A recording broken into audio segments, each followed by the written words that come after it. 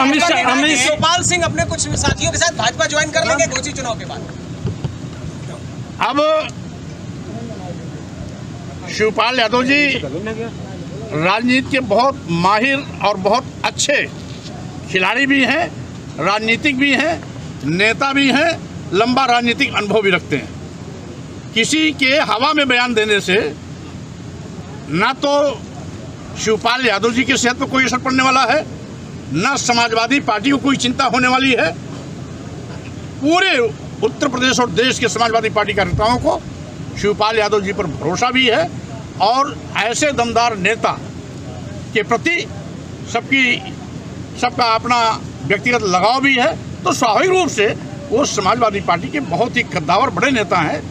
उनके विषय में इस प्रकार का हल्का बयान देना हम समझते हैं घटिया मानसिकता के लोगों की दिल की उपज है। घोसी चुनाव को आप कैसे देख रहे हैं, क्योंकि उसका परिणाम बहुत जल्द चुनाव होने वाला है? देखिए, पहले भी समाजवादी पार्टी ने वहाँ विजय परचम लहराया था, उपचुनाव में भी समाजवादी पार्टी वहाँ जीत हासिल करेगी। अमित शाह ने कहा है कि इंडिया जो बना है वो सनातन गठबंधन सनातन धर्म के विपक्ष में है, विरोध में है। अब चूंकि वो देश के गृह मंत्री हैं, इसलिए कोई आवश्यक नहीं कि जो कुछ भी बोले वही सही है।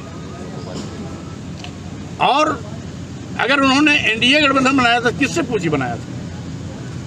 विपक्षी पार्टियों ने अगर इंडिया गठबंधन बनाया है तो क्या माननीय गृह मंत्री भारत सरकार की उस पर मुहर लगवानी जरूरी है क्या? क्या भाजपा से पूछ के हम अपना गठबंधन बनाएंगे क्या? भाजपा हमारी सलाहकार नहीं है और भाजपा के सलाह पर हम अपना कोई राजनीतिक फैसला नहीं करते हैं।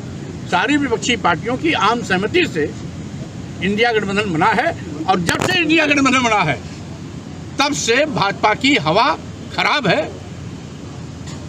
आज हताशा निराशा के दौर से गुजर रहे हैं और यही कारण है कि हताशा निराशा की शिकार भाजपा इस प्रकार की अनाप शनाप बयानबाजी कर रही है और तरह तरह के तंज इंडिया तथा विपक्षी पार्टियों पर लगा रहे हैं।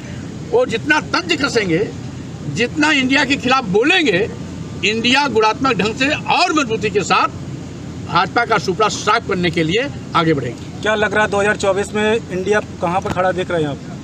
भारतीय जनता पार्टी का सुपड़ा साफ होना तय है, क्योंकि भाजपा के पाप का घड़ा भर गया है। आज पूरे देश में जहां नौजवान बेरोजगारी की त्रासदी झेल रहा है, वहीं महंगाई से देश की जनता की कमर टूट चुकी है। आज किसानों को लाभकारी मूल्य दिलाने का वादा करने वाली भाजपा सरकार किसानों को लाभकारी मूल्य तो नहीं दिला पाई। अलबत्ते किसानों को महंगाई की मार से जहां उनकी कमर तोड़ दी, वहीं पर किसानों को कृषि संबंधी हर चीज को खरीदने के लिए ऊंचे दामों पर खरीदना पड़ रहा है। छुट्टा जानवरों का आतंक अलग है। 100-100, 200 के जानवरों का झुंड आता है, किसान की फसल चर करके चौपट कर देता है। तीसरी चीज, छुट्टा जानवरों के लड़ाई से, छुट्टा जानवरों के आपस में लड़ने से तमाम लोगों की मौतें भी हो रही हैं। औसत मौतें प्रतिदिन 10 से लेकर के 15 मौतें प्रत्येक छुट्टा जानवरों के मारने से, छुट्टा जानवरों के आपस में लड़ने से, एक्सीडेंट होने से और साथ ही साथ सीधे पटक के मार देने से हो रही हैं। तो स्वाभाविक रूप से सरकार सभी मुद्दों पर बुरी तरह फेल है। रही बात, जब ये इस देश के व्यापारियों को नहीं छोड़ा, लघु सीमांत हमारे जो व्यापारी हैं, जिन्होंने भाजपा सरकार बनाने में वोट भी दिया, पैसा भी दिया, उनको भी जीएसटी के माध्यम से लूट का शिकार बनाया।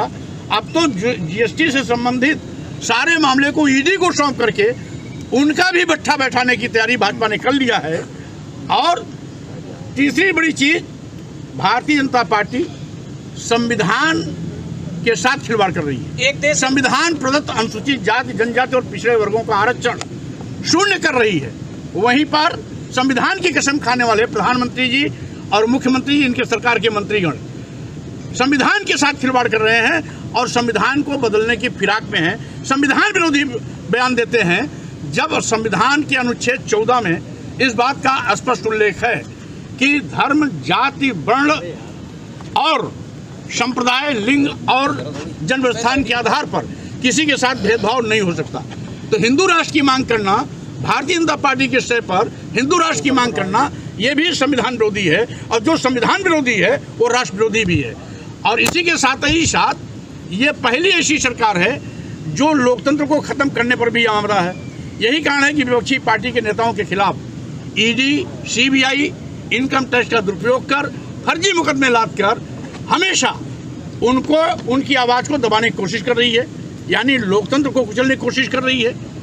और जो सबसे बड़ी चीज़ जो कभी नहीं हुआ था, सरकारी विभागों, सरकारी संस्थानों, सरकारी प्रतिष्ठानों को